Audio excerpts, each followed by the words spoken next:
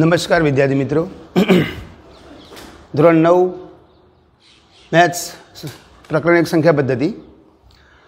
હવે ગયા લેક્ચરમાં આપણે સંખ્યા રેખાઓ વિશે અભ્યાસ કર્યો. એમાં રૂટ 2 થી રૂટ 20 સુધીની સંખ્યા રેખાઓ આપણે જોઈ હતી. હવે આગળ વધીએ તો નેક્સ્ટ ટોપિકમાં શું છે કે ભાઈ આ જે સંખ્યા રેખાઓનો આપણે અભ્યાસ કરીએ છીએ એ સંખ્યા રેખાઓના અભ્યાસમાં ગાણિતિક કેટલીક પ્રક્રિયાઓ, આમ તો બે જ છે, ભૂતકાળનો પાયો છે તમારો. ગાણિતિક પ્રક્રિયાઓ, ગાણિતિક પ્રક્રિયામાં કયું તો એક સમવૃત્તાનો નિયમ, ક્રમનો નિયમ, જૂથનો નિયમ ને વિભાજનનો નિયમ. જો કે તમે પાયામાં પણ આ બધા પોઈન્ટોનો અભ્યાસ કરતા હતા, તો હજુ પણ એનું થોડું પુનરાવર્તન કરીએ અને આ ટૉપિક સાથે જોડી દઈએ. બરાબર? તો વાસ્તવિક સંખ્યાઓ પર ગાણિતિક ક્રિયાઓ, વાસ્તવિક સંખ્યાઓ પર ગાણિતિક ક્રિયાઓમાં શું છે, ટોપિક લખું છું, વાસ્તવિક સંખ્યાઓ પર ગાણિતિક ક્રિયાઓ.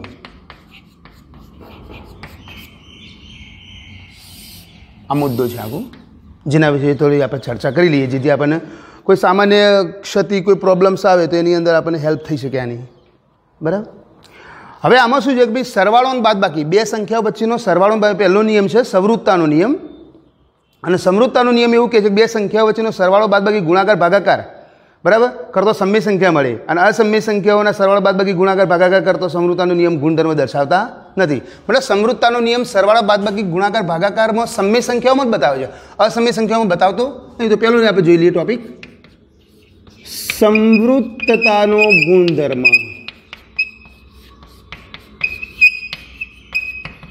સમવૃત્તાનો ગુણધર્મ, સમવૃત્તતાનો ગુણધર્મ. આમાં શું કહે છે કે ભાઈ તમે કોઈ બે સંખ્યાઓ છે એના વચ્ચે સરવાળા બાદબાકી ગુણાકાર કે ભાગાકાર કરો તો સ્વાભાવિક છે તમને એનો જવાબમાં તમને સમય સંખ્યા જ મળશે. પણ એવું કહેવાય છે કે બે અસમય સંખ્યાઓ હોય અને એના સરવાળા બાદબાકી ગુણાકાર ભાગાકાર કરો તો એમાં લગભગ કોઈ ગુણધર્મ આમાં બતાવતો નહીં. હું લખું છું, તમે એની સાથે આ નોટ કરતા રહેજો. બે સમય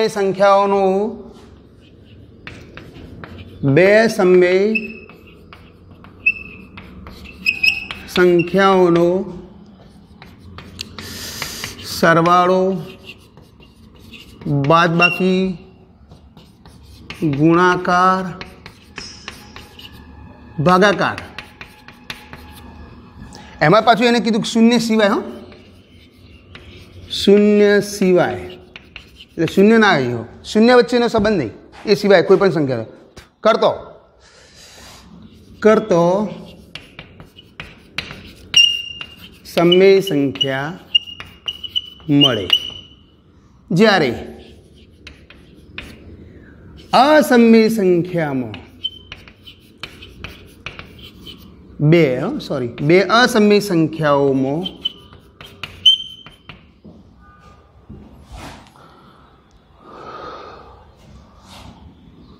ના સરવાળા બાદબાકી ગુણાકાર કે ભાગાકાર, જ્યારે બે અસમય સંખ્યાઓના સરવાળા બાદબાકી ગુણાકાર કે ભાગાકાર નો અસમવૃત્તાનો ગુણધર્મ દર્શાવતા નથી. સમવૃત્તાનો ગુણધર્મ દર્શાવતા નથી. આ પહેલી બાબત. તો સમવૃત્તાનો ગુણધર્મ સામે લાગુ પડે તો બે સમય સંખ્યાઓના સરવાળા બાદબાકી ગુણાકાર ભાગાકાર કોઈ પણ સંબંધ હોય તો એમાં સમય સંખ્યા મળે, આમાં લાગુ પડે છે. પણ અસમય સંખ્યાઓની અંદર તો કોઈ ગુણધર્મ લાગુ પડતો જ નથી. એટલે સ્વાભાવિક છે કે એનું સ્વરૂપ શું મળે એના વિશે વિચારવાનું જ નથી આપણે કશું. હવે બીજો નિયમ આવે છે ભાઈ ક્રમનો નિયમ. હવે આ બધું તમે ભૂતકાળમાં અભ્યાસ કર્યો છે. ક્રમનો નિયમ, ક્રમનો નિયમ. હવે ક્રમના નિયમમાં શું છે કે ભાઈ બે સંખ્યાઓનો તમે ક્રમ બદલો, એમાં પરસ્પર સંબંધો જોવા પડે. સરવાળા અને ગુણાકારના સંબંધમાં જ, પાછું બાદબાકીને ભાગાકારના સંબંધમાં નહીં. તો બે સંખ્યાઓનો ક્રમ બદલો તો એના ક્રમની અંદર એનું શરતનું પાલન થાય છે. ક્રમ બદલવાથી પણ એના મૂલ્યો સમાન મળે છે. મતલબ કે ધારો કે આપણે એમ કહીએ કે એક્ઝામ્પલ લઉં છું કે ભાઈ હું 5 + 3 કરું યા 3 + 5 કરું, બંનેનો જવાબ તો 8 જ મળશે મને. તો જો સરવાળામાં નિયમ લાગુ પડે છે. માનો કે 7 × 4 કરું અથવા 4 × 7 કરું તો ગુણાકારની અંદર પણ આ ક્રમનો નિયમ લાગુ પડશે. એટલે 7 × 28 તો 4 × 28, આ બંનેમાં પણ ક્રમનો નિયમ લાગુ પડશે. તો સરવાળાના સંબંધમાં અને ગુણાકારના સંબંધમાં ક્રમનો નિયમ લાગુ પડે છે, જ્યારે બાદબાકી અને ભાગાકારમાં ક્રમનો નિયમ લાગુ પડતો નથી. એક્ઝામ્પલ તરીકે જોઈએ કે ભાઈ ચલો 7 - 3 હું કરું અને 3 - 7 કરું તો આની અંદર તમારું મૂલ્ય બદલાઈ જશે. અથવા ભાગાકારની અંદર એમ કહીએ કે ભાઈ ચલો 10/2 કરું અથવા 2/10 કરું તો આની અંદર પણ એનું મૂલ્ય બદલાશે. એટલે એવું કહેવાય છે કે બાદબાકી અને ભાગાકારમાં ક્રમનો નિયમ લાગુ પડતો નથી, જ્યારે ગુણાકાર અને સરવાળામાં ક્રમનો નિયમ લાગુ પડે છે. તો બે સંખ્યાઓના સરવાળા અને ગુણાકાર માટે લખું છું. હવે બે સંખ્યાઓના સરવાળા અને ગુણાકાર માટે ક્રમના નિયમનું પાલન થાય છે. બે સંખ્યાઓના ગુણાકાર અને સરવાળા માટે ક્રમના નિયમનું પાલન થાય છે. બરાબર. જ્યારે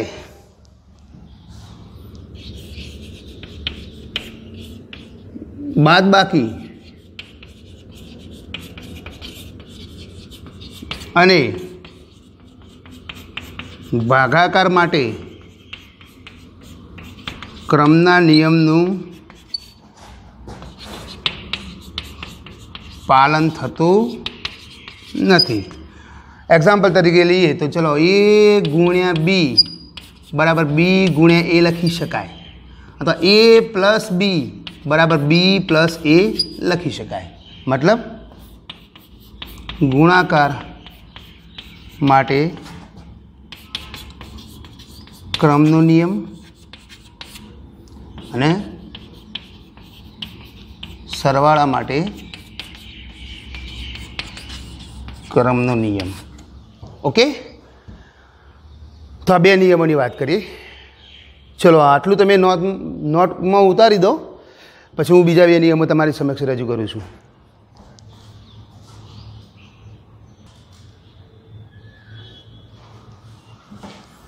હવે આગળ બીજા બે નિયમની વાત કરીએ તો જૂથનો નિયમ. કયો નિયમ? ધ્યાન આપજો, જૂથનો નિયમ ત્રીજો.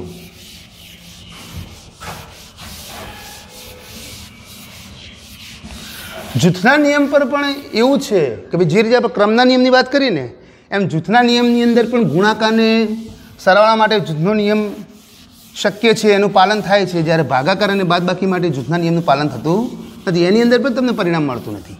ચલો જૂથના નિયમની વાત કરીએ. જુઓ તો એના પછી આવે છે જૂથનો નિયમ.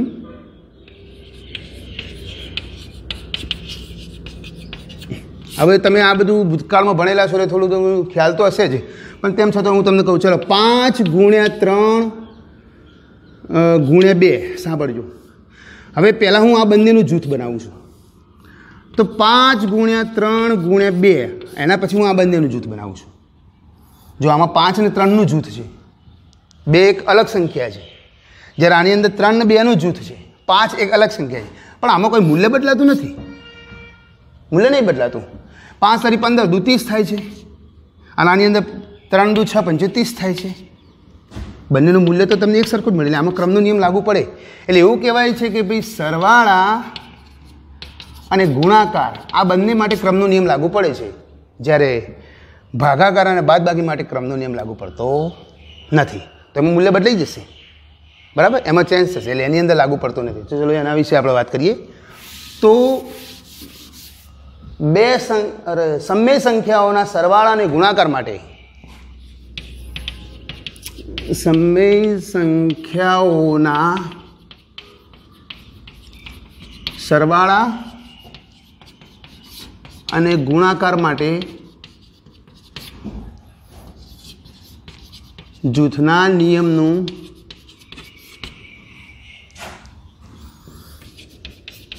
પાલન થાય છે જ્યારે ભાગાકાર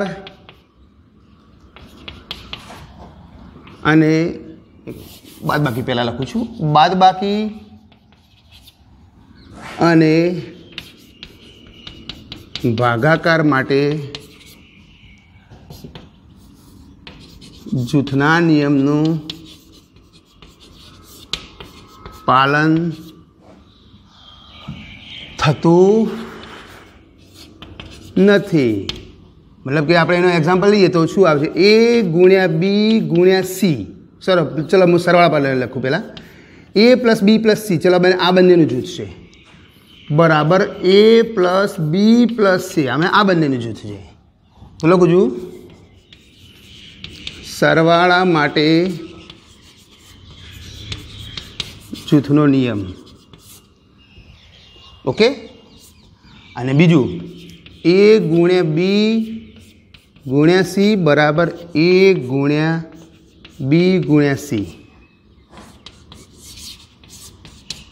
ગુણાકાર માટે જૂથનો નિયમ. ઓકે. તો સરવાળા માટે જૂથનો નિયમ લાગુ પડી જાય, ગુણાકાર માટે જૂથનો નિયમ લાગુ પડી જાય, જ્યારે ભાગાકાર અને બાદબાકી માટે જૂથનો નિયમ લાગુ પડતો નથી.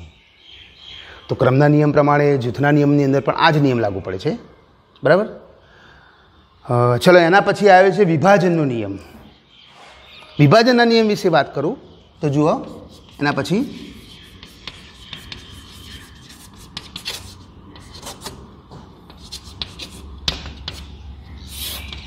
વિભાજનના નિયમમાં શું છે કે ભાઈ વિભાજન, એમાં પાછું હું તમને કહું, વિભાજનની અંદર એવું કહે છે કે ભાઈ સમમેય ગુણાકારનું સરવાળાના બાદબાકીમાં વિભાજન શક્ય છે, જ્યારે સરવાળા કે બાદબાકીનું ગુણાકારમાં વિભાજન શક્ય નથી. એટલે આમાં શું છે? આમાં ભાગાકાર નથી, આમાં ગુણાકારનું સરવાળામાં વિભાજન અને સરવાળાનું ગુણાકારમાં વિભાજન. ગુણાકારનું સરવાળાનું વિભાજન, સરવાળાનું ગુણાકારનું વિભાજન. પણ ગુણાકારનું સરવાળાનું વિભાજન તમે લખી રહ્યા, આ લખી દેજો. હું અહીંયા એક રફ કામ કરું છું. ગુણાકારનું સરવાળામાં વિભાજન આ શક્ય છે, જ્યારે સરવાળાનું ગુણાકારમાં વિભાજન આ શક્ય નથી. એટલે આમાં સરવાળા અને ગુણાકાર વચ્ચેના સંબંધની વાત છે. તો કઈ રીતે? માનો કે એક એક્ઝામ્પલ રજૂ કરીએ તો કઈ રીતે આ શક્ય છે તે જુઓ. એક્ઝામ્પલની અંદર ધ્યાન આપજો તમે કે ભાઈ હું 5 ગુણ્યા 3 પ્લસ 2, અંદર સરવાળો છે 12. આ બે પદો વચ્ચે શું છે? ગુણાકારનો સરવાળો, એટલે ગુણાકારનો સરવાળો. આ બંને વચ્ચે પરસ્પર, આ એક આખી સંખ્યા ગણવાની અને એક આખી ગણવાની, તો આ બંને વચ્ચે પરસ્પર ગુણાકાર છે અને અંદર સરવાળો છે. એટલે આ રીતે આપણે શું કરીશું? ગુણાકારનું સરવાળાનું વિભાજન કરીશું. કઈ રીતે થશે તો જુઓ, આપણે પેલા કૌંસ નહીં છોડતા. અરે સ્વાભાવિક યાર, કૌંસ છોડીએ છીએ ને આપણે. જ્યારે અવયકરણ શીખતા હોય ત્યારે A પ્લસ B, A ગુણ્યા B પ્લસ C, તો શું કરીએ છીએ? AB plus AC. આ શું થયું? આ બંને વચ્ચે ગુણાકારનો સંબંધ હતો, આ બંને વચ્ચે સરવાળાનો સંબંધ થઈ ગયો. મતલબ કે તમે અવયકરણનું વિસ્તરણ કરો, અવયકરણનું વિસ્તરણ કરીએ ને આપણે, ખ્યાલ છે ને? અવયકરણનો હંમેશા પરસ્પર સંબંધ ગુણાકારનો હોય. અવયકરણમાં કોઈ પણ પદોનો વચ્ચેનો સંબંધ જનરલી ગુણાકારમાં હોય, અને વિસ્તરણની અંદર એ જ સંબંધ સરવાળા કે બાદબાકીમાં સ્વરૂપનો મેળવી લે. તો જો 5 ગુણ્યા 3, તો 5 ગુણ્યા 3 પ્લસ 5 ગુણ્યા 2 થઈ ગયું. 5 ગુણ્યા 3, 5 ગુણ્યા 2, આપણે કૌંસ છોડીએ એની રીતે. હવે તમે જુઓ, એ આ ગુણાકારનો સંબંધ છે ને હવે આમાં ફેરવાયો, સરવાળામાં ફેરવાયો. તો એવું કહેવાય છે ભાઈ ગુણાકારનું સરવાળામાં વિભાજન શક્ય છે, પણ આમાંથી આ વિભાજન શક્ય નથી. ઓકે. તો આ એક વિભાજનનો નિયમ છે, તો એના વિશે હું લખું છું. તો જુઓ, સમય સંખ્યાઓ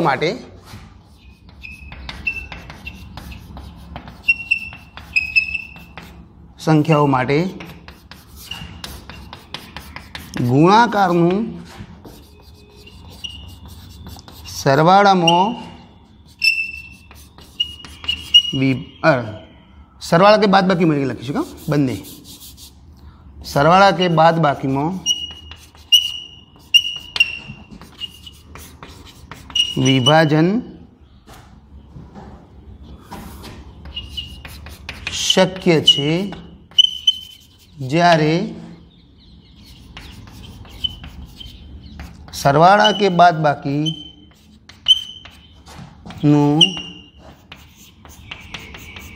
ગુણાકારમાં વિભાજન શક્ય નથી. ઓકે, તો એક્ઝામ્પલ પણ રજૂ કરી દઉં તમારી સમક્ષ. અહીંયા જોઈ લો.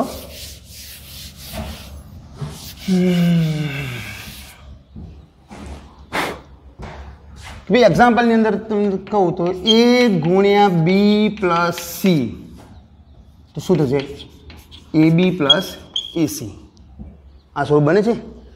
તો બાદબાકીમાં પણ શક્ય બનશે a ગુણ્યા b માઇનસ c તો ab માઇનસ ac. તો બંને એક્ઝામ્પલ લીધું તો ગુણાકારનું સરવાળાનું વિભાજન શક્ય છે.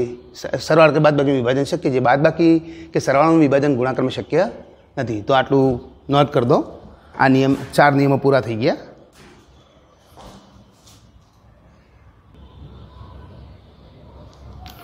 ચલો બીજી આગળ વાત કરીએ. બીજા કેટલાક 2-3 નિયમો છે. શું છે નિયમો? તો હું તમને કહું કે ભાઈ બે સમમેય સંખ્યાઓ વચ્ચેના સરવાળા બાદબાકી ગુણાકાર ભાગાકાર શું મળે? બે અસમમેય સંખ્યાઓના સરવાળા બાદબાકી ગુણાકાર ભાગાકાર શું મળે? અને એક સમમેય ને એક અસમમેય સંખ્યાનો સરવાળા બાદબાકી ગુણાકાર ભાગાકાર શું મળે? તો આના પરસ્પર વચ્ચેના 3 સંબંધોની 3 બાબતો હું તમને નોંધ કરાવું છું કે ભાઈ એવું કહેવાય છે કે ભાઈ બે સમમેય સંખ્યાઓ હોય અને એના વચ્ચે તમે સરવાળા બાદબાકી કે ગુણાકાર કે ભાગાકાર 4 પૈકી કોઈ પણ એક સંબંધ જો આપણે જોડીશું તો તમને એનું મૂલ્ય તમને સમમેય જ મળશે.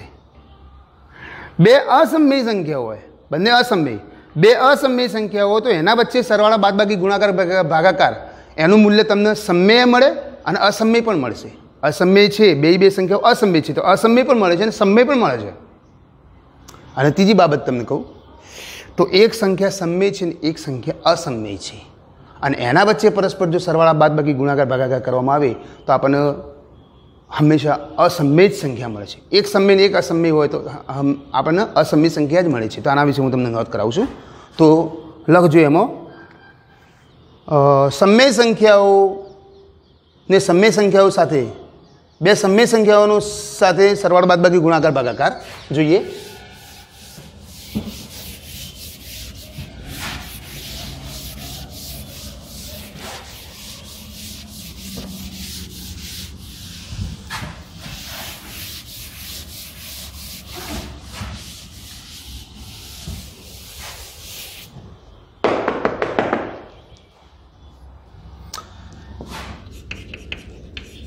સમમેય સંખ્યા ને શું કહે છે? સમમેય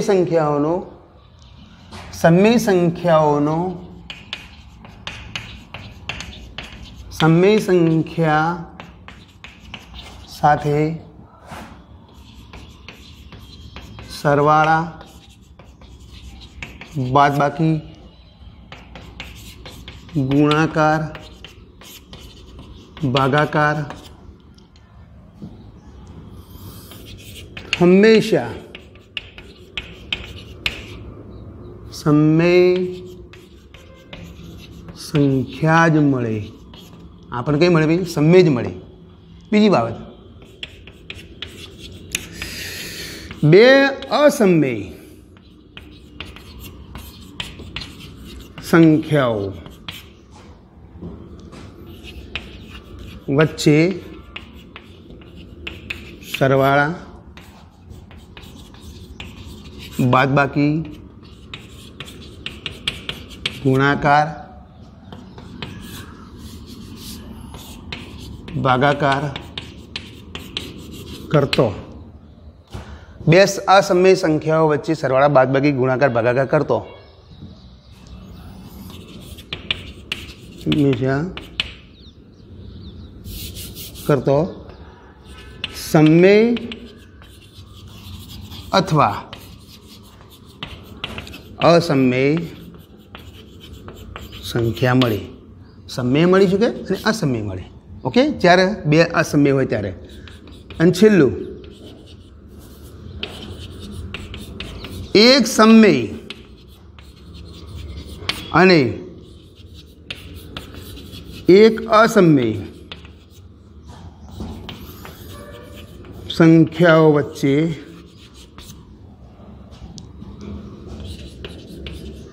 સરવાળા બાદબાકી ગુણાકાર કે ભાગાકાર કરતો અસમય સંખ્યા જ મળે. કઈ મળે? અસમય જ મળે. ઓકે, તો બે સમય હોય તો આપણને એનો સંબંધ સમયમાં મળે, બે અસમય હોય તો સમય મળે ને અસમય પણ મળે, પણ એક સમય ને એક અસમય હોય તો આપણને અસમય જ મળે. બરાબર, આનું પણ નોંધ કરી દો.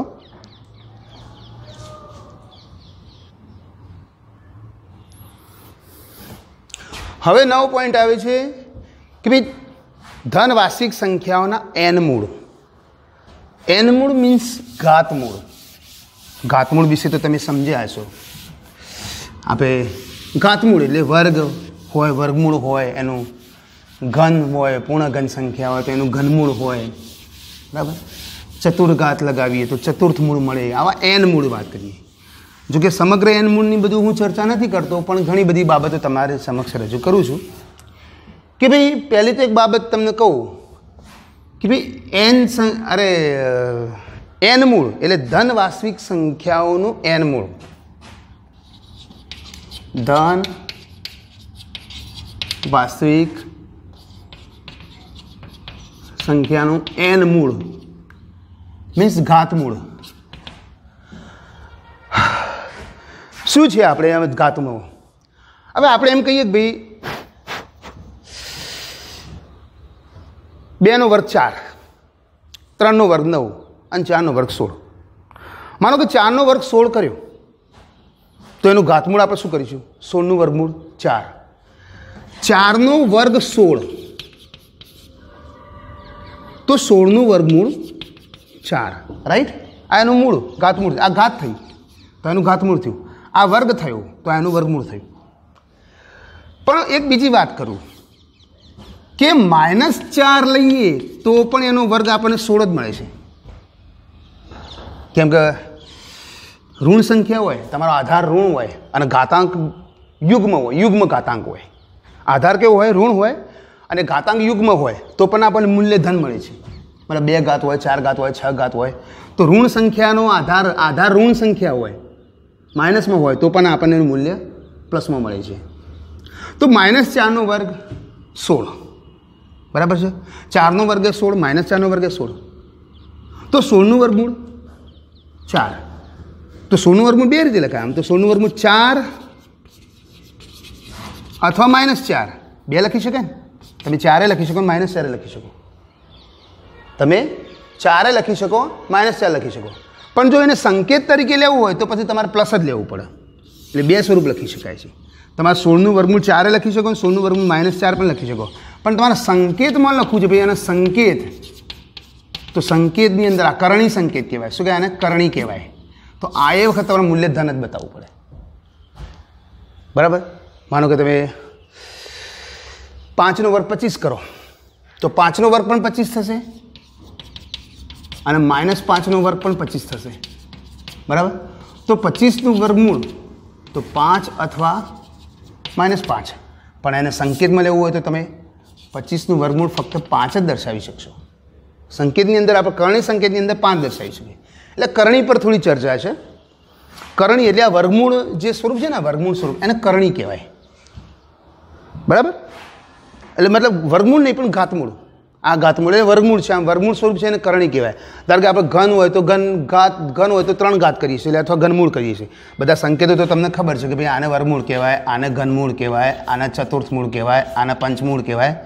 બરાબર છે, પણ આપણે હાલ આની ચર્ચા છે એટલે ફક્ત કરણીની ચર્ચા છે.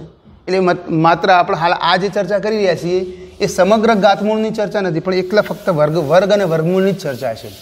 કેમ કે આપણે અહીંયા કરણી પોઈન્ટ પર એક થોડી ચર્ચા કરવાની છે. એમાં કેટલાક નિત્યસમના સંબંધો આવશે કરણી સાથેના. બરાબર, તો એના વિશે ચર્ચા કરીએ છીએ આપણે. એટલે તમારી સમક્ષ રજૂ કરું. હવે ધ્યાન આપજો એમાં કે ભાઈ હું લખું છું પહેલાં ધનવાર્ષિક સંખ્યાઓ. જો a belongs to R plus,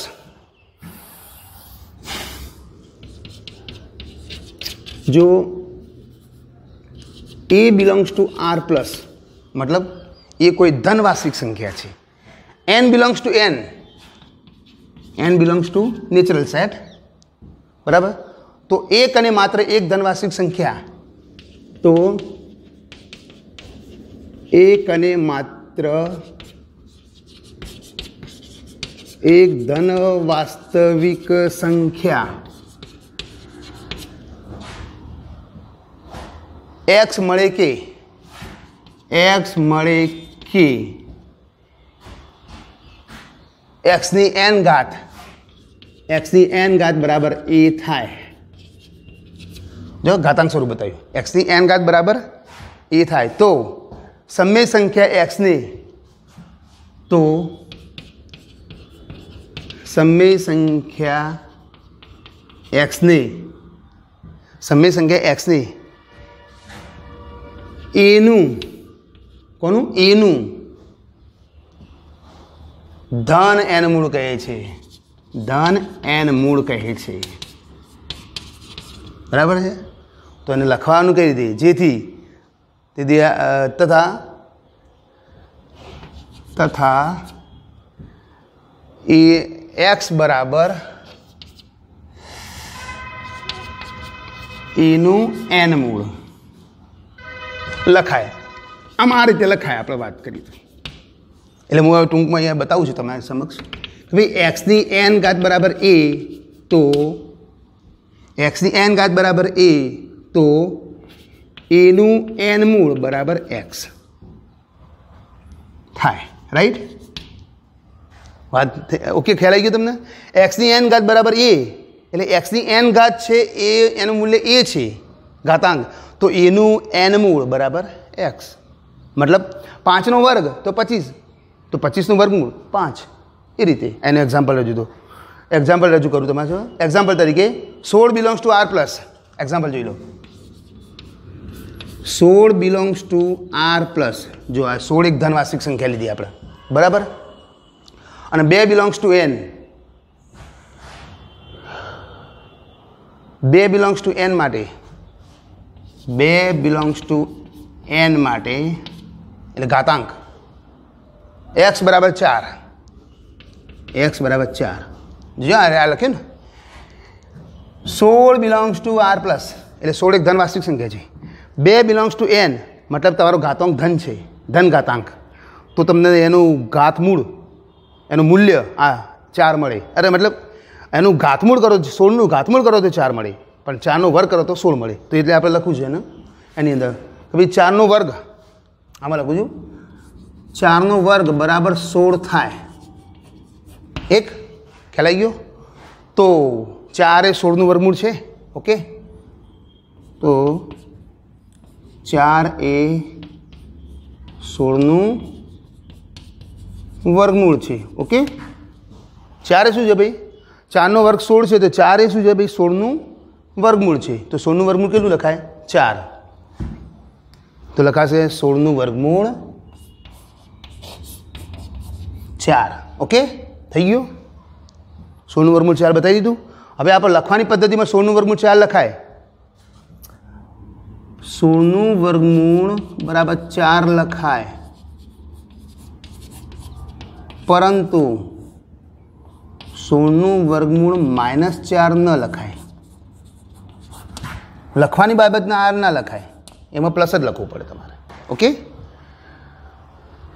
એ સાથે બીજું એક્ઝામ્પલ રજૂ કરું છું જે 3 ઘાતનું છે. હવે અહીંયા રજૂ કરું છું, ધ્યાન આપજો. તો એ એક્ઝામ્પલ છે 27 belongs to R plus. 27 belongs to R plus, બરાબર.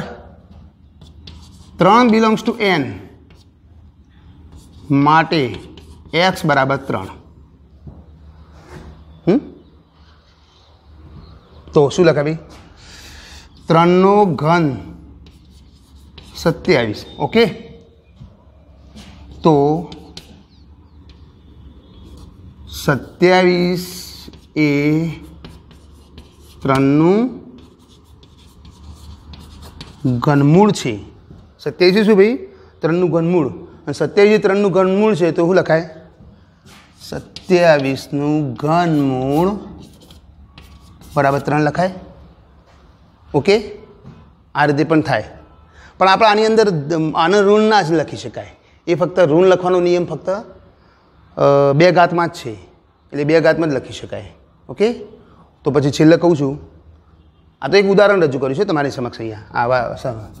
તો અહીંયા છેલ્લે લખું છું કે ભાઈ રૂટ મતલબ વર્ગમૂળ, આ જે સંકેત છે એ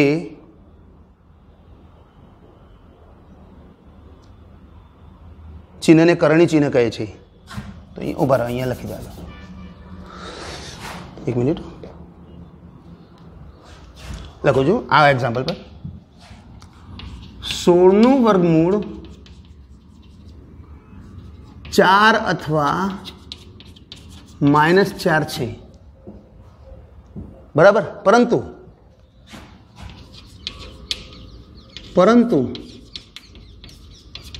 સંકેતમાં 16નું વર્ગમૂળ 4 જ લખાય. આ તો એક એક્ઝામ્પલ બતાવવાનું છે ઘનવાળું, આપણે વર્ગમૂળ પર જ ચર્ચા છે. એટલે આ વર્ગમૂળ ચિહ્ન એ કયું ચિહ્ન કહે? કરણી ચિહ્ન કહે છે.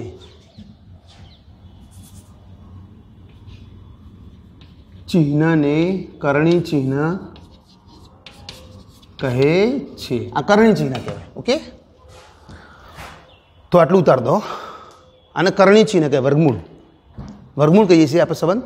આ ઘનમૂળનું એક્ઝામ્પલ છે એક્સ્ટ્રા, આપણે એમાં કોઈ લખાણ આ ટાઈપનું થતું નહીં. એનો આ જ્યારે કે 16નું વર્ગમૂળ આપણે -4 લખી શકીએ, 4 લખી શકીએ, બરાબર છે. તો 27નું ઘનમૂળ કર્યું તો એમાં 3 કે -3 એવું ના લખાય. આમાં ફક્ત ધન હોય તો ધન જ આવે, ઋણ હોય તો ઋણ આવે. પેલામાં તો ધન હોય વર્ગમૂળ તો એનું ઋણ પણ મૂલ્ય આવી શકે, પણ લખવાની પદ્ધતિમાં આપણે 16નું વર્ગમૂળ 4 જ લખીએ છીએ. તો આટલા સુધી ઉતાર દો.